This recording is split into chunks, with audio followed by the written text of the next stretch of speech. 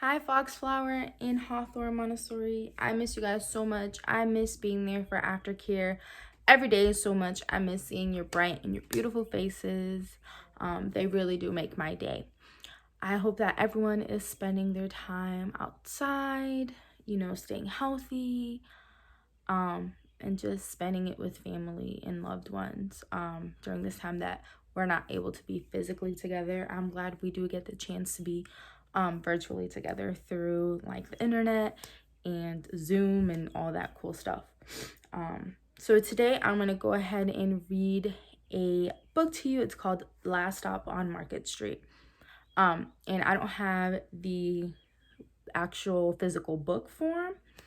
So I'm going to read it on my laptop. So I'm going to turn the camera away from my face and towards the laptop. All right, so here we go. Last Stop on Market Street. Words by Matt de la Peña. Pictures by Christian Robinson.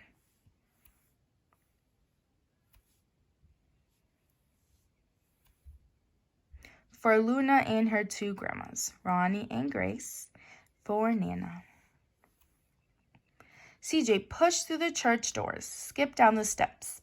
The outside air smelled like freedom, but it also smelled like rain, which freckled CJ's shirt and dripped down his nose. He ducked under his Nana's umbrella, saying, "How come we gotta wait for the bus in all this wet?"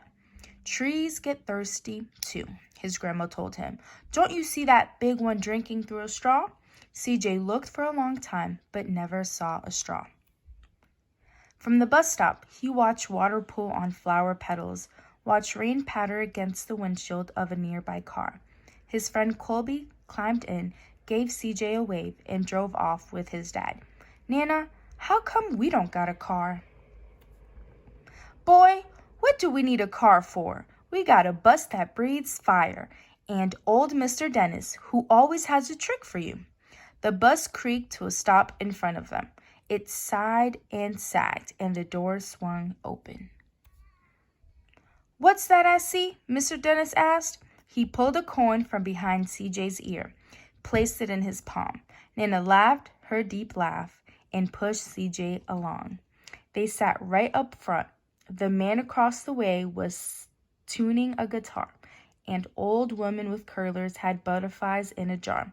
Nana gave everyone a great big smile and a good afternoon. She made sure CJ did the same.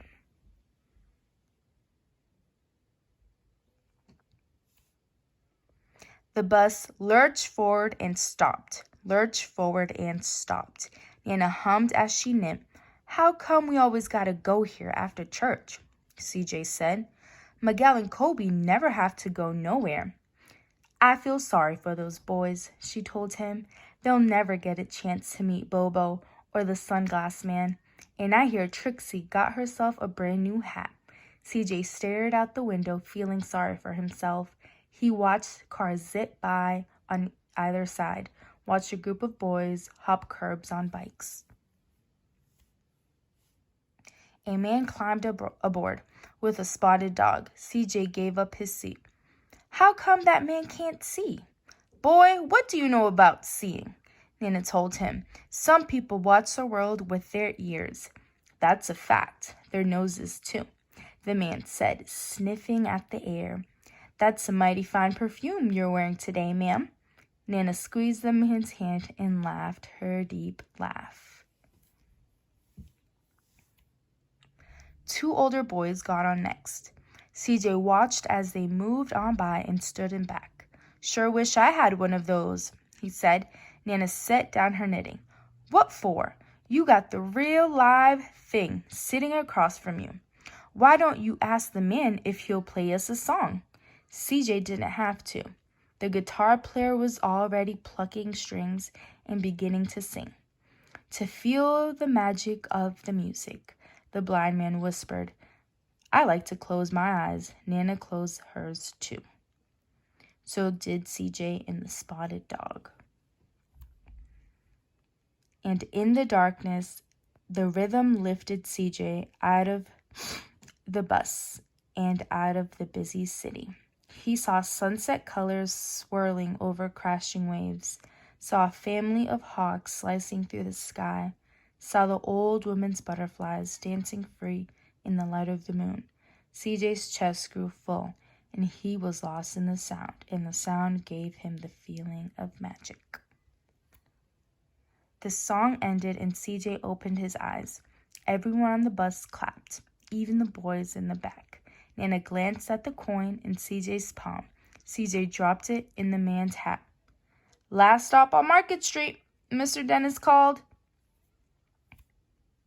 CJ looked around as he stepped off the bus.